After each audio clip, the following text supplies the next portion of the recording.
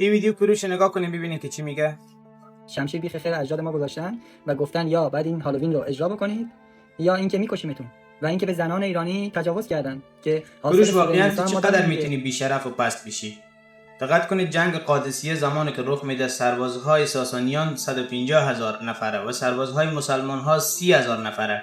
چگونه با زور شمشیر آمد که 30,000 نفره که تعلیم ندیدن، طبعا تعلیم ندیدن، کجا اردوگاه نظامی برای تعلیم داشتن؟ صحابه نداشتن.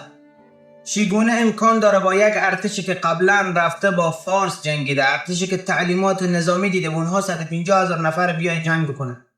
یعنی با زور شمشیر آمده. چرا زمانی که ابن خلدون روایت میکنه میگه 4,000 نفر داوطلبانه رفتن سلاح رو گذاشتن با جعبی مسلمان ها پیوستن، چرا اینها رو بیان نمیکنی اگر تو بی‌شرفی؟ و بعد میگی که آمدن تجاوز کردن. آخه بدبخت بی عقل، تو ادعا میکنی که تاریخ اسلام رو میفهمی، این مسئله به کوچیک نمیفهمی که زنان ساسانیان به زمان صحابه آمدن فتح کردن مشرک بودن، بت پرست بودن و مسلمان ها ولو که زن مشرک کنیز بگیره اجازه تجاوز کردن به او نداره.